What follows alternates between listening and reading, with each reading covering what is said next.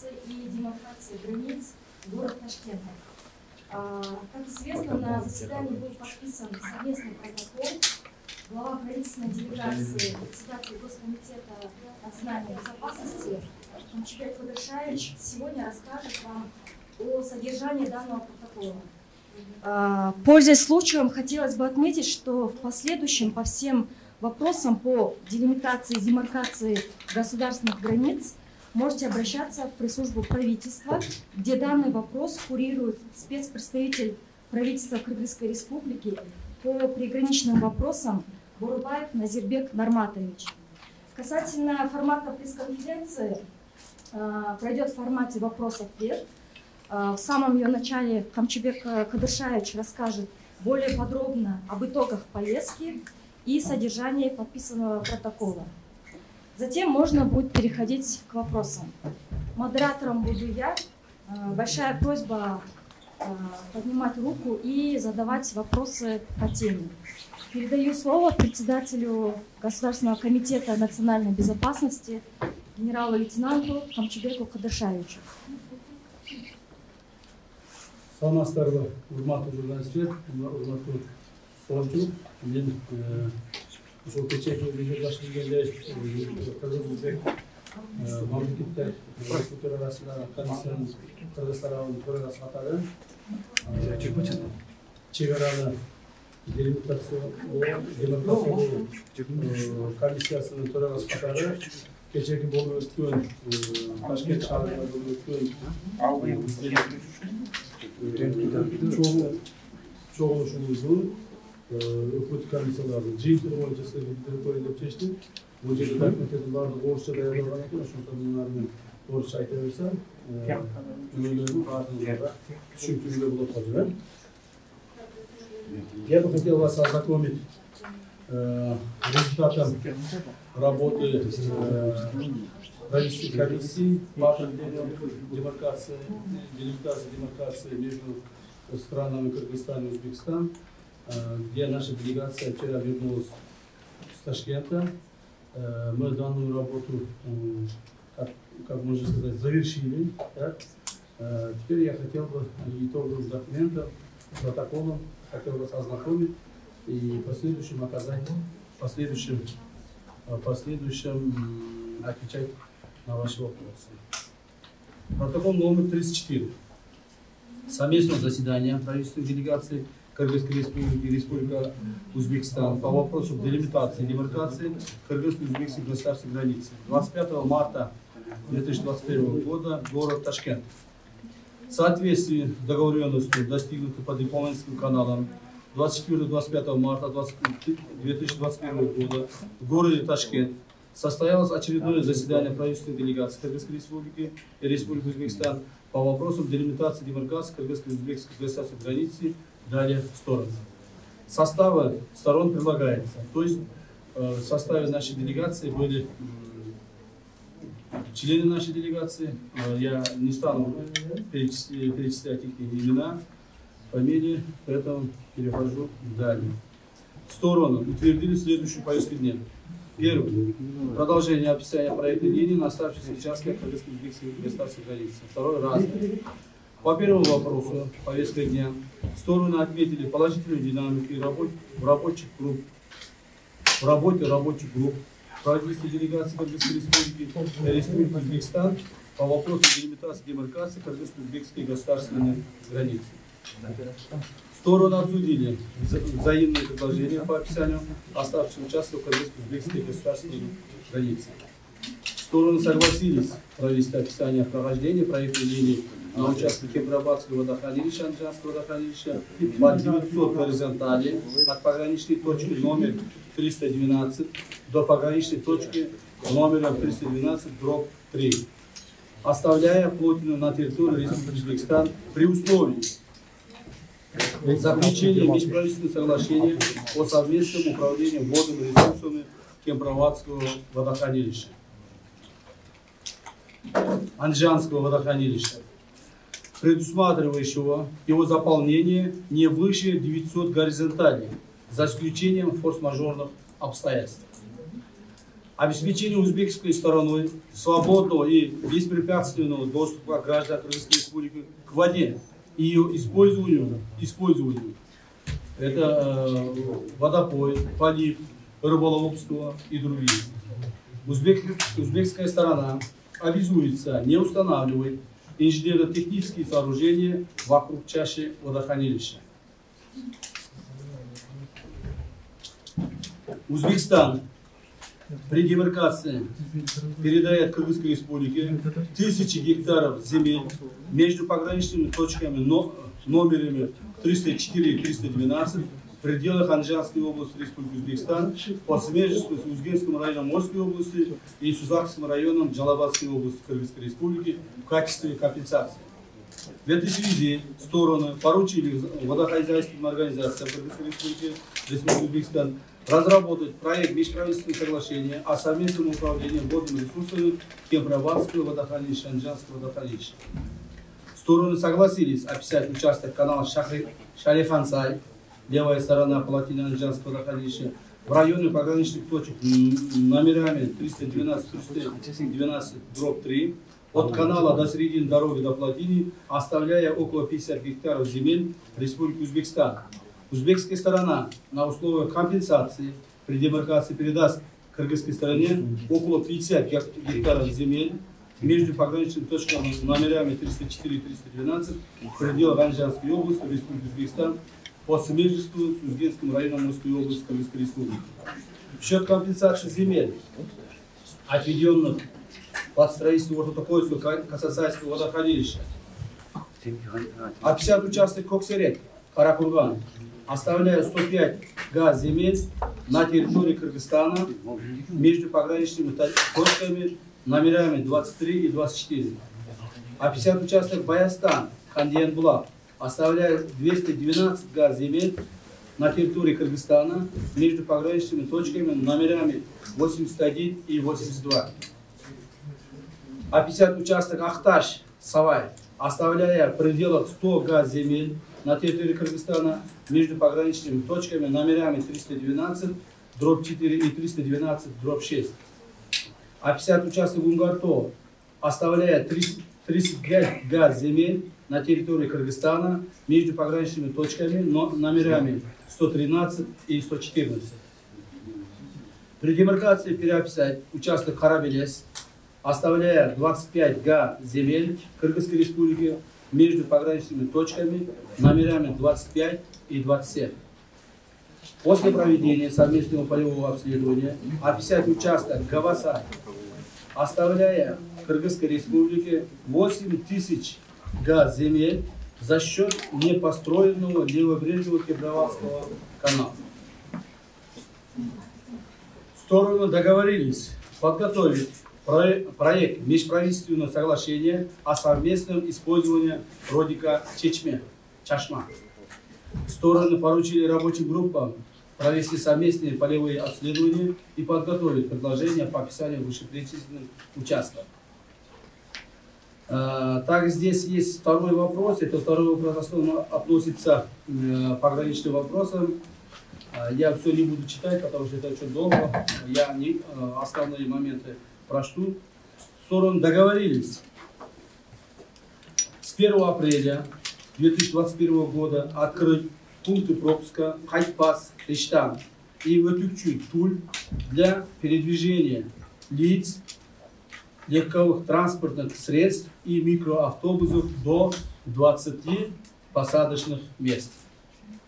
Приведение в порядок восстановления ремонт пунктов пропуска Кыргызской Республики Карасу, Бегабад, Антымак, Кенсай и Сейдюкум будет осуществляться узбекской стороной. Почему с узбекской стороной, я потом объясню это все. По мере готовности стороны обязуются открыть пункты пропуска Карасу, Бегабад, Антымак, Кенсай и Сейдюкум.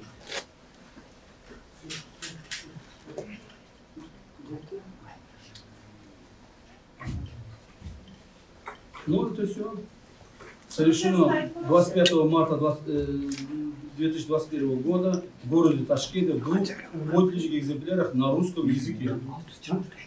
Руководитель правительственной делегации Кыргызской республики по вопросам делимитации демаркации кыргызско-узбекской государственной границы, председатель Государственного комитета национальной безопасности Кыргызской республики Кашиев Камчыбек Кадышаевич. Руководитель правительственной делегации Республики Узбекистан по вопросам делимитации демаркации узбекско-кыргызской государственной границы, премьер-министр Республики Узбекистан Ариф. Коллеги, можете... Давайте вопросом перейдем, да? Коллеги, вот с двух сторон микрофоны есть. Я вас всех ознакомил с содержанием протокола номер 34 полностью. Этот документ не секретный, так? Я сразу скажу, потому что данный документ принят всем составом нашей делегации, так, и со стороны Узбекистана, и со стороны Кыргызстана. Поэтому я вам все прочел. Так? Теперь, уважаемые журналисты, уважаемая общественность, я хотел бы своими словами продолжить и рассказать вам, ну, может быть, как-то рассказать вам, я уже рассказал. Я предлагаю к вопросам перейти, да? Пусть они будут задавать. Может быть, вопрос? Коллеги, давайте. Коллеги, к микрофону, может, подойдете?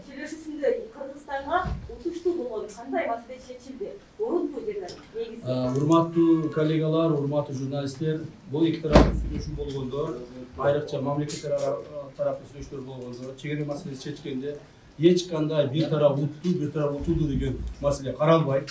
Эки тарап бири-бири менен макулдашып туруп, эки тараптын бири-бири менен сүйлөшүп туруп гана чечим кабыл алат. Анан бул жерде кайсы бир тарап утту, кайсы бир тарап утулду деген бул жерде колдонулуп жатат. Негизинен кыргыз-өзбек чегарасы 100% чечилди. 100% чечилди. Бул чечилбеген маселе өтө оор маселелер биз карадык, чечилди. Бүгүнкү күндө мен айтып кетейин, дагы бир жолу мына Орто Токой водохранилищесинин эсебинен водохранилище биз тараптарга калды, бирок ошол жерде водохранилищенин үстүндө суу турат, билесиздер. Ал сууну 95% өзбектер колдонот, өзбек тарап колдонот. Ошол жерде ал территория Орто Токой водохранилищесинин территориясы 800 гектардың жері тегерегінде. Мен мындай аккурат етіп айтып отырмын, 700 қанчадағы гектарда 800 гектардың тегерегінде. Анын 200 гектарға жақынын ушуга чейин бизге компенсация берген. Азыркы күндө 600 гектарға жетпеген 500 қанчадағы гектар калган. Ошол эсебинен дагы бир жолу айтып кетемин. Биз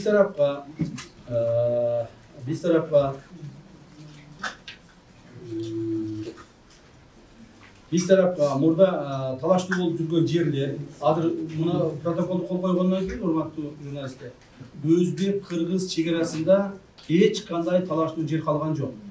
Баары бүтүн. Так, ошол эсебинен биз тарапка Көксерек айылы, участок Көксерек айылы 105 гектар жер биз тарапка жазылды. Кыргызстан тарапка. Ошол эсебинен Баястан участогу, бул Алабука райондорунда, 212 гектар жер бизге жазылды. Акташ участогунда 100 гектар бизге жазылды. Бул Кара Суу району.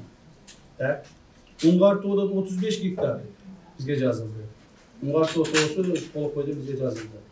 И Карабелес участогуна 25 гектар жер бизге жазылды. Бул переописать это что? Переописать участок Карабелес раньше уже было отдано Узбекистану, теперь мы обратно взяли. То есть 25 гектар жерди кайрадан алдык Узбекистан. Ошентип бул участоктор ошол Орто Токой водохранилищесинин эсебинен бизге өттү. Так, эми Гавасай деген участок бар. Бул дагы ошол Жалал-Абад облусу менен Наманган облусунун чектешкен жеринде. Ушул жерден эми баягы сүйлөшүүлөр оор болду, жеңил болду деп айтыш кыйын, бирок жеңил сүйлөшүүлөр эч качан болбойт. 2 күндүк талаш тартыштан кийин, өйдөлүйдөн кийин ушул жерде бизге 8000 гектар жер биз жака жазылды. Бул жерде 5-6 айыл бар, кыргыздардын айылы бар. Жана ошо кыргыздардын айылдарынын жайлоолору бар. Өзүңүздөр жакшы билесиздер, урматтуу журналисттер, ушул Гавасайда бир нече жолу ок атылып, бир нече жолу кызычуу болгон жер. Эми ошол жер толук ойдон, Кудай буйрса биздин Кыргызстанга жазыла турган болду. Эми андай конфликт болду. Дагы эмнени айтам? Сейчас вот вопросы готовы? Эми дагы, вот эмен айтайын. Мына калып кетти. Шакырхан сайдан 50 гектар жерди биз ошо Шакырхан сайдын баш жагынан Батынан баш жагына 50 гектар жерди бердик. Бирок ошол мезгилде ошол 50 гектар жерди биз өзгөнүн баш жагынан кайралап турган болдук. Жер менен алмаштык. Ошондо кандай жерде түз жерби биз алмашып аткан? Бул эми бардык эле жерлер, ал жерлерде жанагы эгилеге турган жерлер эмес, жайытка окшогон кайракы жер. Ал мынау жерлер, башында мен айтып өткөн Көксерек, Баястан, Акташ, Сабай. Булар толук бойдон баягы эгилип жүргөн биздин элдердин үлүш жерлери өтүп кеткен да, ошол жерде. Чек мырза, ушул 5% калып мактанып жүргөн 5% ичинде көптөгөн тирешүүнү суу канкалар арасындагы ошол жерде температура янча сакталыш аясында жерлерде бар. Сиз жаңы айтып жаткан булар боюнча кандай болуп чечилди? Ошол температура боюнча анан суу канкалардын айланасында бир жолу айтам сизге. Коллеги, вы можете задавать вопросы, подходить к микрофону. С места не выкрикивать. Уважаемые журналисты, уважаемые журналисты, я прошу вас не повторять вопросы, так как если будете переповторять, очень много времени уйдет. Пожалуйста, те вопросы, которые вы сейчас задавали, я уже на кыргызском сейчас ответил. Так? Все те спорные участки между кыргызской и узбекской сторонами в данный момент полностью на 100% решены. Теперь отныне спорных участков, так, понимания, высказывания не будет. Теперь только будут... Пожалуйста, слушайте меня. Послушайте меня. Если не хотите слушать, тогда выйдите, пожалуйста. Слушайте, пожалуйста. Не перебивайте. Так? Теперь отныне между кыргызской и узбекской сторонами спор так называемых озвучивания спорных вопросов, спорных территорий не будут. Теперь будет только сторона узбекская, сторона кыргызская. То есть, как ранее говорилось, что на спорных территориях произошли какие-нибудь там стычки, какие-нибудь там спорные моменты, отныне больше не будет. Вот, по части водохранилища Кемпироват. Ушул боюнча мен айтып коеюн да, кыргызча жакшылап түшүндүрүп коеюн, себеби бул өтө маанилүү маселелердин бири. Кемпироват водохранилищеси, урматтуу журналисттер, территориясы болгону 5737 беле? 35, а? 5735 гектар болчу. Ушу приблизительно, мен бир аз адашып калышым мүмкүн. 5735 гектар болчу, так? Ошону бул деген 908ге караганда, по горизонтали деп коет, 908ге караганда 5737 гектарды ээлейт. Так? Эми ошону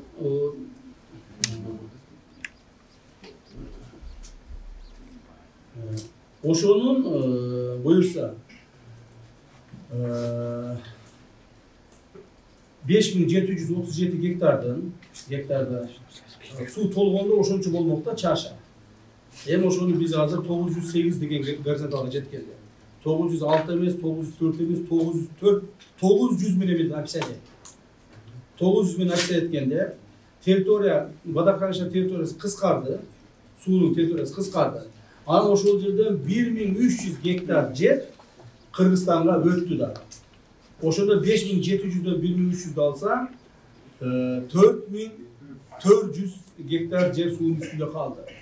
Бирок өзбек тарап бизге ушуга чейин 71 жылы компенсация. 73 жылы 1973 жылы бізге компенсация қатары 4100 гектар жер уже берген.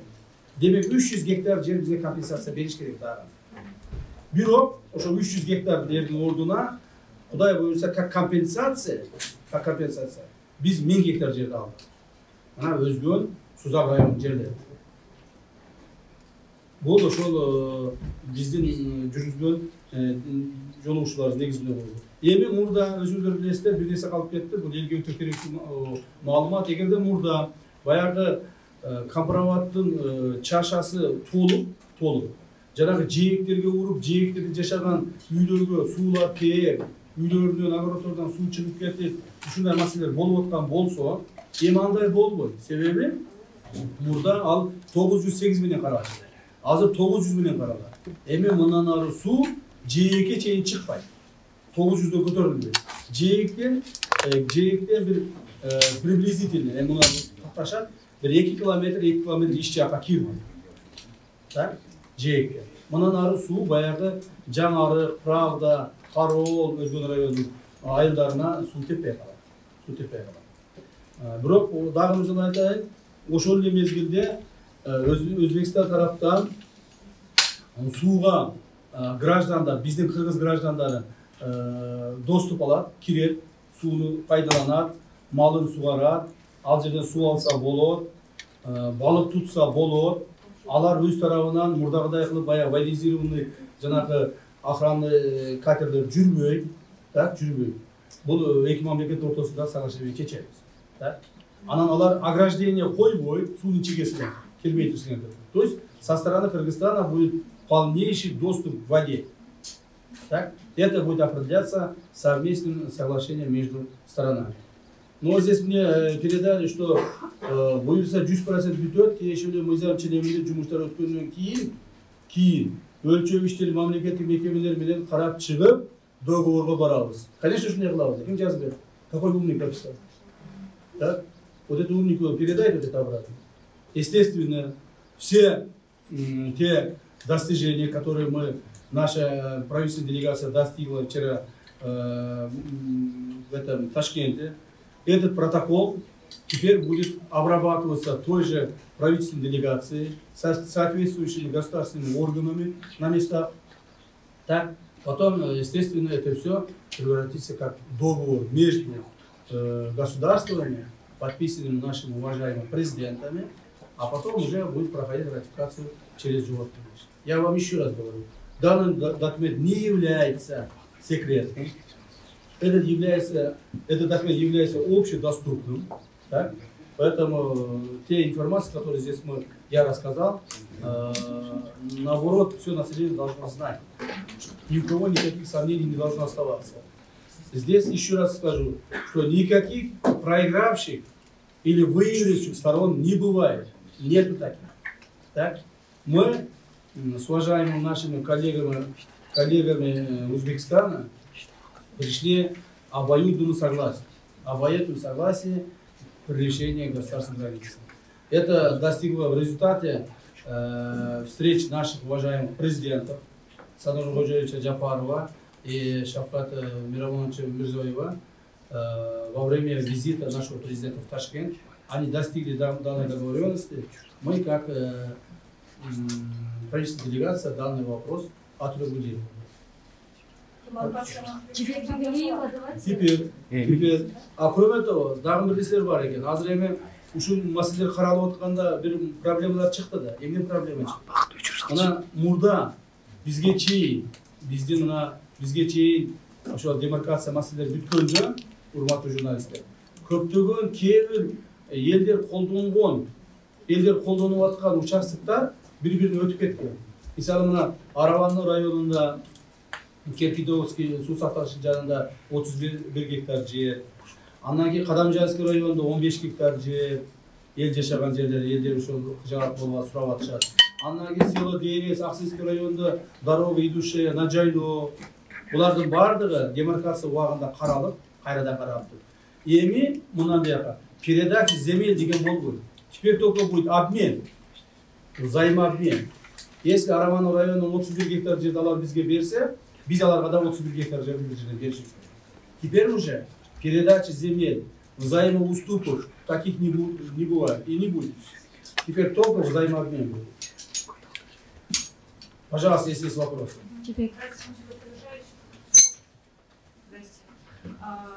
Спасибо большое за пояснение. Тема все-таки очень важная, и все равно у нас остается уточняющий вопрос вот по поводу Анкала-Сок. При предыдущих переговорах нам сообщали, что будет открыт транспортный коридор, и он будет и в ГОСМИ, и пресс-служба президента сообщала, что это будет не только авиа, но и транспортный. Вот я на этом делаю ударение. Позже вы это опровергли. Почему вот в таком щепетильном вопросе? Нет, давайте. Никто вопрос о транспортном сообщении не опровергал. Так? Транспортное сообщение в Анклав-Сок, открытие пропускного пункта Хайт-Пас будет продолжаться. Так? То есть мы здесь разрешили пройтись, я вам прочту конкретный заголовок здесь по... Сейчас. Так, стороны договорились, слушайте, пожалуйста, уважаемые журналисты, чтобы не задавали другой вопрос. Стороны договорились с 1 апреля 2021 года открыть пункты пропуска Хайт-Пас, Риштан со стороны Узбекистана, и Өтүкчү со стороны Узбекистана, и Өтүкчү, Туль со стороны Узбекистана для передвижения лиц, легковых транспортных средств и микроавтобусов до 20 посадочных мест. Грузовых машин там не будет проходить. Вот и все. Соқты, Алматы туғанда, соқты бойынша айтып атышпады, жаңағы коридор, тағын, тияқ, бияқта, вечкандай коридор жоқ ал жерде, мына емені Хайт-Пас, жана Өтүкчү постору ачылат, ал жерде адамдар гана жүрөт, жеңил автомашиналар жүрөт, жана микроавтобустар жүрөт, 20 чейинки баягы посадочный местене. Вот и все. А демаркация иштери кол койгондон кийин башталган? Жок, я вам еще раз говорю, нам дано 3 месяца времени нашим уважаемым президентам для завершения всех соответствующих работ, но я думаю, мы за это время успеем. Сейчас, вот как раз после того, как мы подписали данный протокол, этот протокол является юридическим протоколом. Теперь отныне наши соответствующие работники госрегистров, кадастров, архитекторов или кого-то еще, да, местные органы власти совместно будет описывать границу. Так, согласно вот этим принятым решениям. Ну, когда они закончат, мы посмотрим. Я очень надеюсь, что... Как? Работа с местным населением разъяснительная. Но местные органы власти будут разъяснять. То есть здесь местное население со стороны Кыргызстана никоим образом не может быть недовольным оставаться. Почему? Да потому что все населенные пункты спорные, все населенные территории спорные мы описали на кыргызскую сторону. То есть поэтому я очень надеюсь, что со стороны кыргызского населения не должно быть никаких недовольств. К микрофону, да, следующий вопрос. Ошо Алабукада сиз өзүңүз туура айтасыз. Алабукада как раз ушул айылдар үчүн чыкканда Баястан, Габасай, Карабелес, ушул айылдар Көксерек ушулар үчүн чыкканда, эми ушул айылдардын бардыгы ал жерде бир айында 50 түтүн бар, бир айында 15, 20, 30 түтүн бар, ушундай бир 5-6 айыл бар. Чоң айылыбыз бар, 100-150 түтүн бар. Ошол айылдардын бардыгы спорный территорияда турганда, мурда. Спорт территорияда туруп, же биздики эмес, же алардык эмес, карта алар көрсөткөн биздики деп, биз айтабыз биздики деп, эми андай болду. Эми ушул айылдардын баары биз жака жазылды, кыргыз тарапка жазылды. Эми алар биздин территория болот, биздин айылдар болот. Никаких спорт территорий не будет. Вот всё. Да, тактоолуш суроо кетсеңиз, кентине бар, сусактагычын айланасында өзгөрүлөт. Ошол кичине жолдун Жок, болушу мүмкүн эмес. Себеби дегенде өзбек тарап бул баягы өзгөндүн жерлери бар, баягы Ташакур, Кызыл нектар эле кайсы айылда? Кызыл. Ана кызыл айылдардын керегинде Eç kanday Özbek tarafta çevresi bolboyt, bolуш мүмкүн эмес. Бирок ошол баягы суунун için biz berdik. Муну ачык айтышыбыз керек. Суунун için biz berdik. Буга чейин берилбей келген, такталбай келген. Ошо суунун ордуна 1973 жылы 4100 гектар жерди булар берген. Азыр суунун орду 4400 гектарды ээлеп атат, приблизительно ээлеп атат. Бирок булар бизге 300 гектар бериш керек эле. Биз 1000 гектар алдык. Ашыгы менен алдык. Суунун ордун ашыгы менен алдык. Анан сырткары сууну ылдыйга түшүргөнүбүздө 900 точкага түшүргөнүбүздө Кара суу тараптан Өзгөндүн баягы Кароо тарабынан 1300 гектар жер дагы алынды кошумча. Аны алар иштете берет. 5-канал көрмөгөндөр бар. Урматтуу Камчойка Дышайч ошо көп серия Баястанды жерлерди алып атабыз деп атасыз. Сиздер жана талаш болгон жер. Ошондогу канча калк биз жакка өтүп атат, калктын каалоосу боюнча, тандоосу боюнча кандай болот? Эми алар Өзбекстанга өтүшөбү, Кыргызстанга өтүшөбү? Андай болбойт. Жок, ошо канча калк өтүп атат бизгечи? Эми азыр сизге айттым го канча калк экенин. Ар бир айында ар түрдүү. Кээ бир айларда 15-тен 20-да түтүн бар. Кээ бир айларда 50-60 түтүн. Бир чоң айыбыз бар, 120га чейин түтүнү бар. Эми канча калк бар экенин жарандуулугу буга чейин аныкталган эмес да, ошолордун жарандуулугун алуу. Алардын жарандуулугу буга чейин аныкталган. Алар кыргыз жарандыгы болгон, бардыгы жарандыгы да аныкталган, бардыгы аныкталган. Бирок жер аныкталбай келген. Жашаган жери аныкталбай келген. Эми жери да аныкталды. Алар толук бойдон биздин граждандар бойдон калат. Добрый день. Я извиняюсь, если повторяю что-то, что звучало на кыргызском. Какие из пунктов были наиболее сложными, спорными, как пришлось подойти к согласию, и ваши личные впечатления от этих переговоров? Так, знаете ли, все пункты очень сложные. Никаких простых или там легких пунктов здесь нет. Каждый соток земли, не то что гектар, каждый соток земли, каждый метр земли, каждой стороне нужны. И узбекской стороне нужны каждый метр земли, и для нашей страны нужны. Поэтому мы пришли, переговоры, я скажу, что там легкими я не могу сказать. Как бы, они были очень такими продуктивными, но сложными, надо признать, очень сложными были. Мы договаривались до 2 часов ночи. До 2 часов ночи договаривались.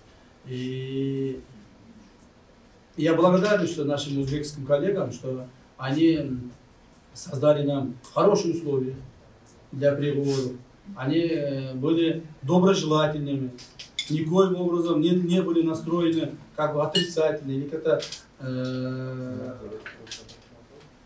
они нас не чувствуют, как бы не предвидели в нас каких-то своих противников. Нет. Они действительно предвидели нас как своих партнеров. И это нам создало условия для решения этих вопросов. Следующий вопрос, да?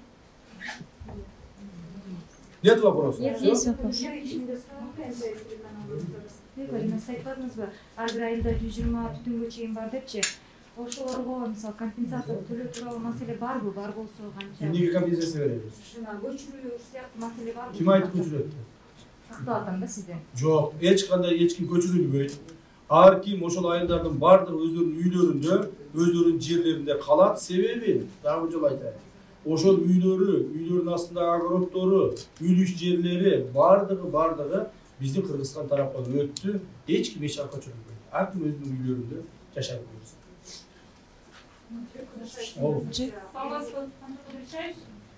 Нет, 24 кечи давайте по очереди. 24 кечи маселе бар.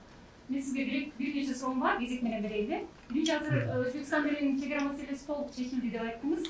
Анда бирок анклавдардын маселесин айткан жоксуз. Анклавдардын маселесин айткан жоксуз. Алар боюнча кандай сүйлөшүүлөр болуп, анклавдар боюнча? Анклавдар? Мисалы үчүн Барак, Сок, Шахмерден, дагы башка анклавдар бар Өзбекстан менен бирге. Ошолордун маселеси кандай болду?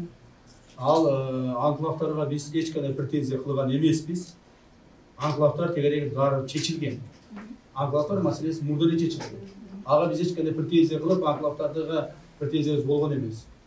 Ошондуктан алар кандай болсо ошол бойдон калды. Барактагы? Барак боюнча эмне болду эле?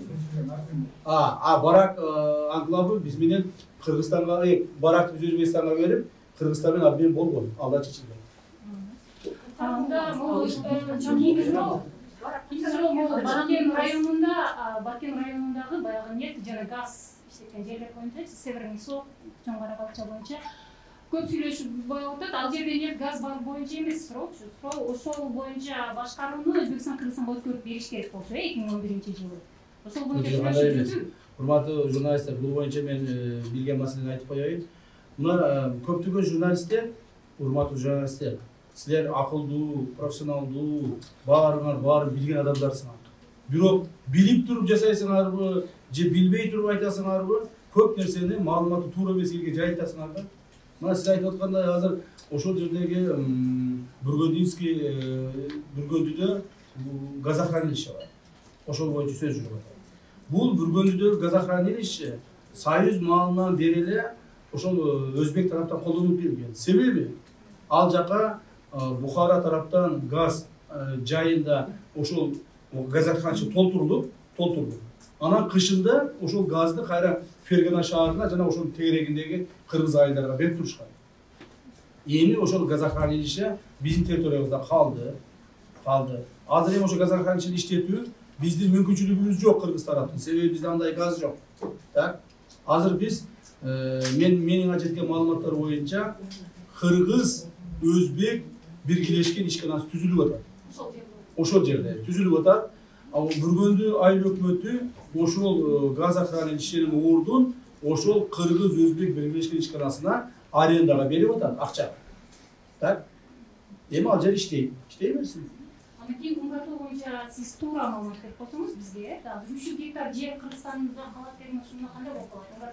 Мына көрдүңүзбү, туура эмес айтып атасыз. Дагы бир жолу айтамын. Тууралап уккула ошончу. Мен 300 гектар деген жокмун. Унгартуу боюнча 35 дедим. 35 гана гектар дедим. Так? 35 гектар жер толук бойдон бизге өттү. Унгартуунун мындай эле да. Мындай журналисттерге кандай айтып берсем. Граница келет дагы, келип эле Унгартууга мындай чыгат дагы 35 гектарга чыгат, кайра түшүп кетет да. Эми ошо граница түз өтүп кете турган болду, Унгартууга чыкпай турган болду. Унгартуу бизде калды 35 гектар. Акипресс. Я хотела уточнить по анклаву СОВ. А кто будет контролировать данный коридор? Наши военные?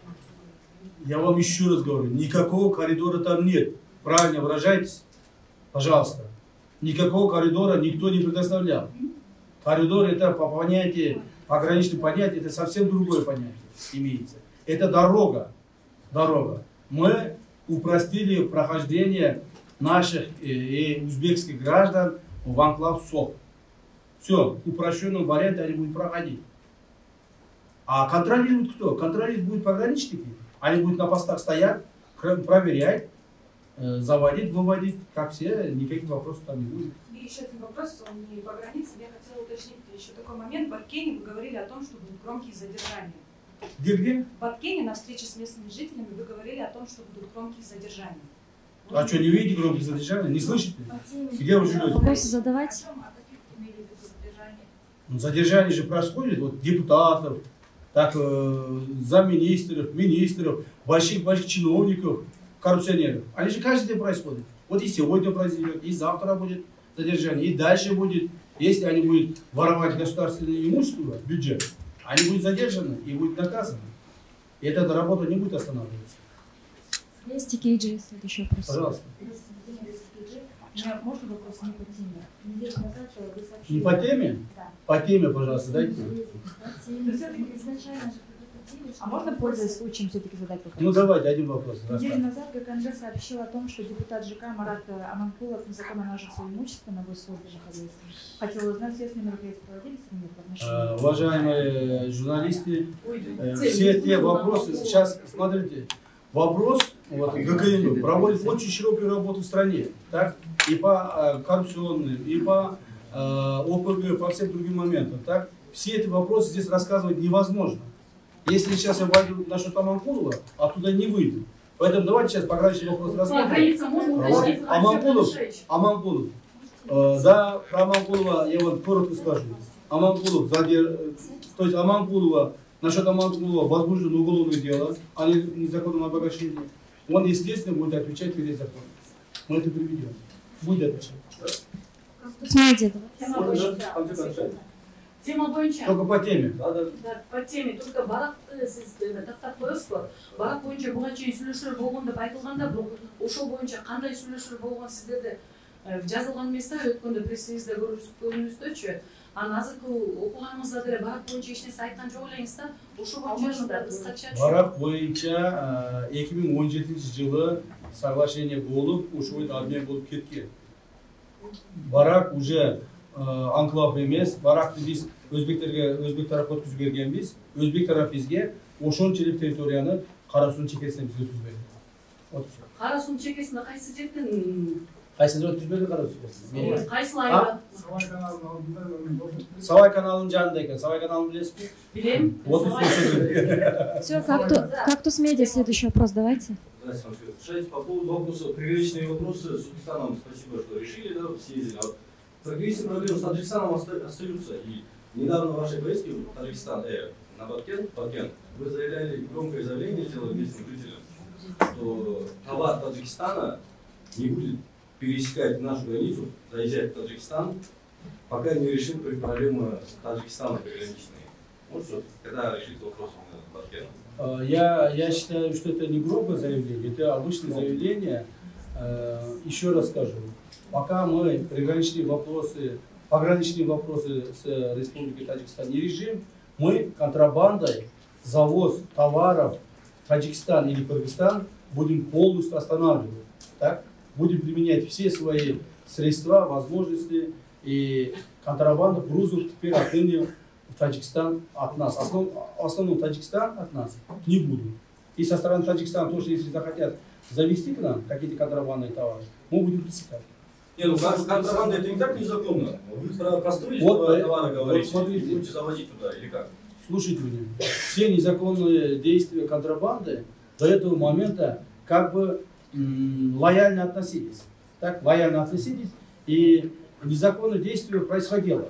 Теперь этих незаконных действий не будет. Вот сейчас, например, Таджикистан не проходит ни литра дистоплива ГСМ, так? От Таджикистана сейчас к нам тоже не будет проходить ни их продукции, ни другие, ни третьи продукции. Так? Все теперь законно будет. А после того, как мы решим пограничные вопросы с Таджикистаном, ну тогда уже, конечно, ослабление будет, тогда уже начнем работать.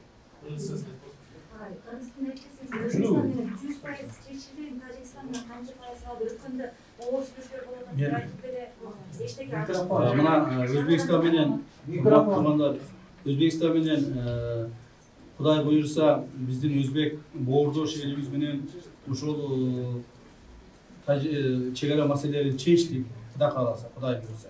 Так, эми мындан ары ошол жанагы бир аз иштесек 2-3 айдын ичинде толук бойдон чечип бүтөбүз. Вопрос задали? Слушайте, пожалуйста. Не отвлекайте, уйдите отсюда. Уйдите оттуда, не отвлекайте журналистов. Так. Таджикистан боюнча эми мына Таджикстанга өтөбүз. Так? Таджикстанга өткөндө Таджикстан менен туура маселелер чечиле элек. Таджикстанда негизги маселелердин бири бул анклав Варух болуп атат. Мына ачык айтышыбыз керек.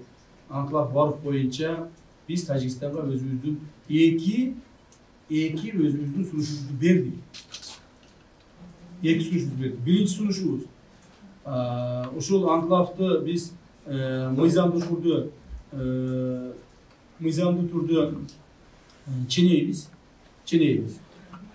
Границасын ченеп токтотобуз. Анклав өспөйт мындан ары.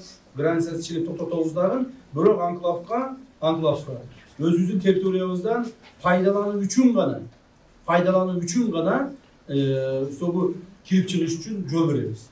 Аксайды айланып өтө турат. Аксайды айланып барып кире турат. Так? Эгер аларды ошо тегерегин чечсе, бул биринчи сунушубуз. Экинчи сунушубуз, урматтуу журналисттер, андан дагы катуураак биз анклав Варухту алмаштырганга даярбыз. Ушул Варухту бизге таштаса 12.300 гектар экен ушул тегерегинде. 12.000 гектар тегерегинде жер.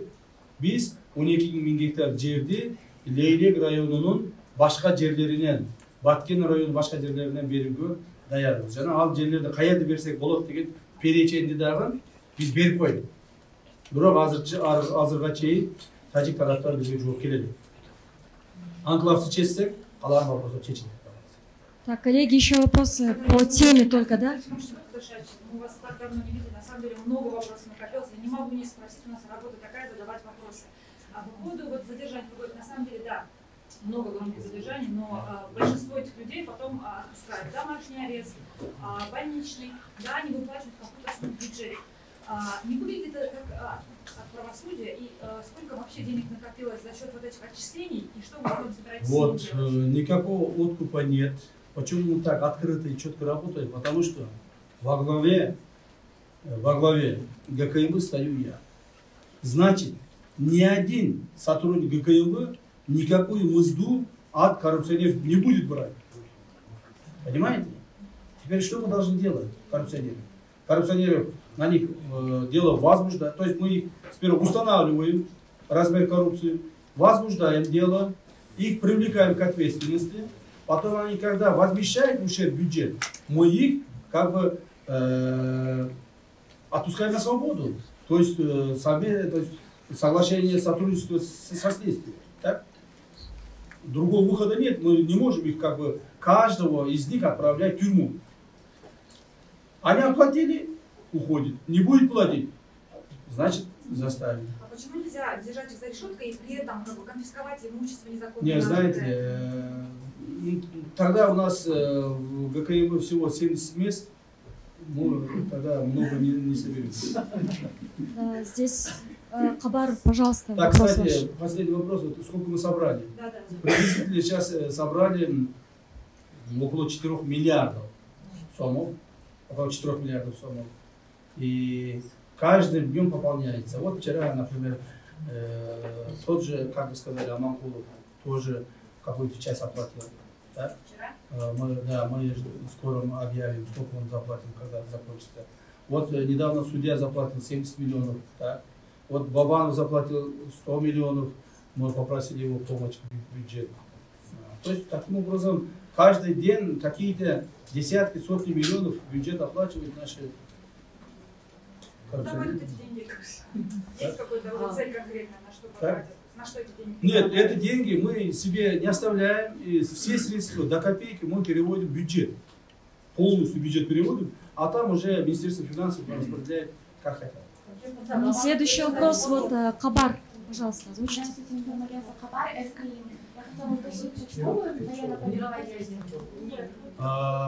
Наверное, многие удивляются, почему я в военной полевой одежде, почему? Потому что я сейчас отсюда же отправляюсь в Баткен, потому что в Узбекистане уже решили, теперь нам нужно решать с Баткен.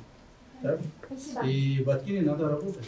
А можно уточнить вот по поводу получения средств, то, что вы изымаете же у задержанных, да? Вот, средства, которые получаете от коррупционеров, вот, от них выделяете ли вот 20% обещанные сотрудникам? Нет, мы ничего не выделяем, ничего не оставляем, все до копейки отправляем в бюджет. А там бюджет уже распределяет. Анын кылмышчынын курамында, ишинин курамында кылмыштуулук болсо деп танылса, ал 100 миллион сомду эмнеге берди? Бул мамлекетке берген пара эмеспи? Ушундай коомчулукта ушундай талкуу болот. Жок, урматтуу коомчулук, мен муну ачык айтып коеюн. Өбүрөй токтогуловичтин иштери боюнча көптөгөн изилдөөлөр жүрдү. Алар биринчиден ал изилдөөлөр финансовый полицияда жүргөн, мында бизге чейин. Финансовый полициядан кийин ал иштердин баары бизге өткөн. Биз дагы 2 ай 3 ай текшердик баары карап чыкты. Жана биздин тергөөчүлөр ушундай чечим чыгарышты. Бул жерде личный жеке Бабановдун жанын туугандарынын эч кандай ушул жерге мындай бир чоң эч кимге зыян келтирмегендиги аныкталды. Так, аныкталды. Анан кийин Бабановдун сүйлөштүк жардам берди. Бюджетке жардам берди, бере берсин. Ким берем десе биз отказ кылбайбыз. Туурабы? Я. Себеби Өмүрөй Токтогулович мындай колунда бар, мүмкүнчүлүгү бар жигит. Так. И жардам берди, жардам бергени жакшы ба. Бул мамлекетке берди. Ал эч кандай КМБга берген жок. Все, я думаю, если по теме... Азырда суроо берсе болобу? Коллеги, если по теме нет, то давайте уже аркасында. Кандайдыр биз билбеген көшөгө болуп аткан жокпу? Азыр эгерде кайсыдыр бир көшөгөлөр ушуга чейин болсо болуп келгенди, бирок уже андай көшөгөлөр жок. Бүгүнкү күндө өзгөрүп атасыздар. Мамлекеттик чиновниктер, мамлекеттик кызматта иштегендер, же болбосо ошого байланышы бар адамдар, депутаттар, же коомдук ишмерлер бардыгы коррупция менен алектенгенден бир аз чочулап калышты, коркуп калышты. Себеби баары билишет. Kim korrupsiya bilan alektense, al jazaga tartılарын сезишти. Жана мындан ары ушундай. Мындан ары ушундай. Просто мой вопрос, потому что когда вы сумму определяете, извините, когда сумму определяете, говорят, вот 100 миллионов, а почему именно 100 миллионов? Как есть какая-то тарифная сетка для коррупционеров? Нет, потому что, знаете, у каждого коррупционера есть свои, как бы, совершенные деяния. Так?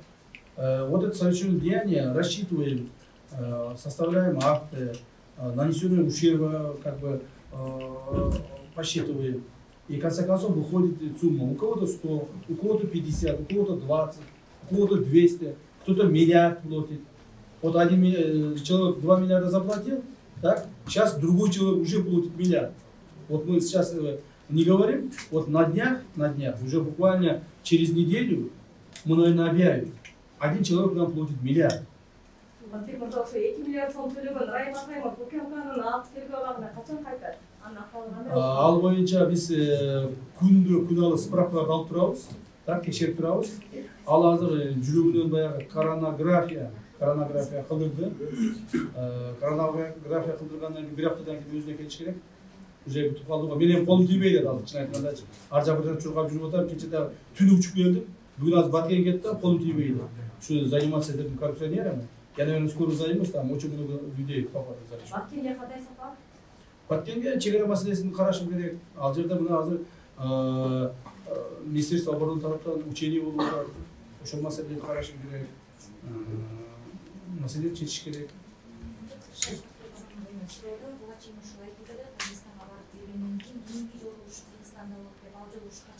11 апрелдеги референдумдан кийин биз Тажикстан делегациясын чыгарабыз, бул жакка чыгарабыз.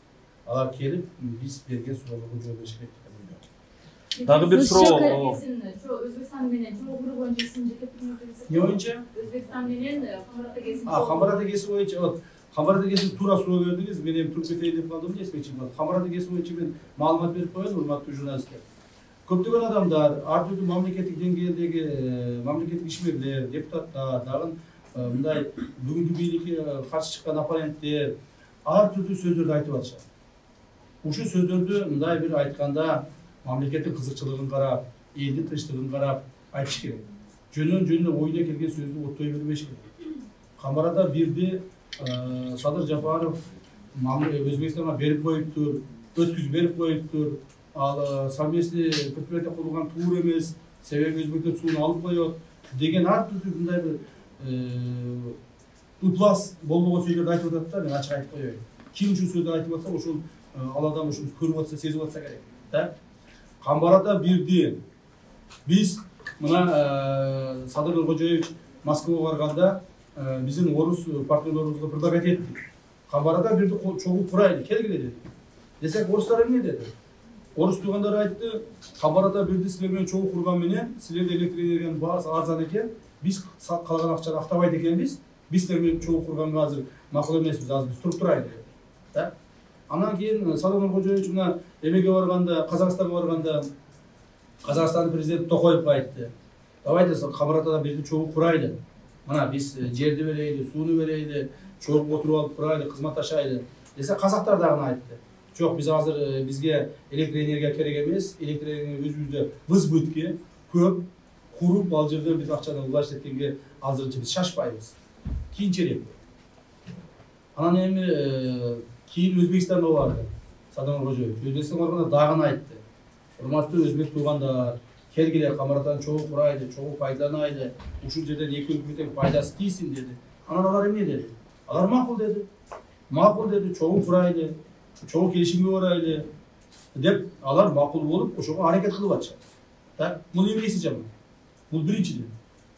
Экинчиден, эгерде башка мамлекеттер туруп атса, биз алардын жүзүн карап, алардын көзүн карап, жалдырап качан ошолор макул дегенче күтүп отура беришибиз керек. Дагы 5 жыл күтөбүз, 10 жыл күтөбүз, 20 жыл, 30 жыл күтөбүз. Канча күтүшүбүз керек? Ошондуктан биз азыр чечим кабыл алып атабыз.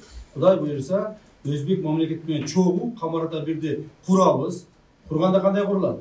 Курганда айтып атышпайбы? Эми өмүр бою өзбектер ушул сууну алып калат экен, башкарып калат экен. Андай болбойт.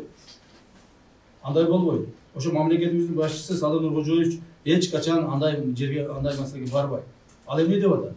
Ал айтып атат, биз эгерде өзбек туугандар менен кошуу курсак, подкастингдарды курабыз деп атат. Өзбек туугандар ошол жерге кеткен миллиард кетеби, ну примерно 2 миллиард деп атат. 2 миллиард доллар кетсе, ошол жерде камаратаны курса, биз жерди берсек, сууну берсек, бардык соответствующий документтерди раста бере турган болсок, анан кийин ал жерге процентный соотношение определить этебиз. Ну, скажем, 50 на 50 пока, так? А потом вот это вложенные 2 миллиарда, пока они не заработают, они будут там находиться. Это 10 лет, 20 лет, 25 лет, это көрөбүз бардыгы ситуация көрсөтөт. Так? Андан кийин алар ошол өзүнүн акчасын алып кеткенден кийин ал ГЭС бизде калат кайра. Кайра мамлекетте калат. Биздин кийинки муундарыбыз, кийинки мына келе жаткан өсүп келе жаткан муундарыбыз пайдаланат. Анан биз күтүп отура берсек, бизге чейин мына күтүп отуруп эмне кылышты? Эч нерсеси жок калдык. Азыр электр энергия жетпей атат бизге. Кыйналып атабыз. Ошон үчүн биз ал камарата бир ГЭСин курушубуз керек, чогуу курушубуз керек, жана жакшы шарттарды аныктап беришибиз керек. Кыргызстан менен Тажикстан чегарасы боюнча 970 Так. Ошон канча пайыз такталып болот ошону? Так, по кыргызско-таджикской государственной границе жакшы болгон экен мына кагаз. Так, общая протяженность 972 километра. Так, из них на данное время согласовано на уровне правительственной делегации сторон 519,9 километров. Кроме того, на уровне рабочих групп описано 77 гектаров и 20 километров линии государственной границы. Не согласовано 375,09 километров. Ну все, если по теме нету, наверное, конференция завершена, да? Айтымчы бол, акыркы суроосу мен айтым. Последний вопрос. Вакцина баштанбай, вакцина сиздер аласызбы? Мен вакцина боюнча эч кандай маалыматым жок азыр. Башка тилмен. Все, коллеги, спасибо огромное, Камшбек Решаевич.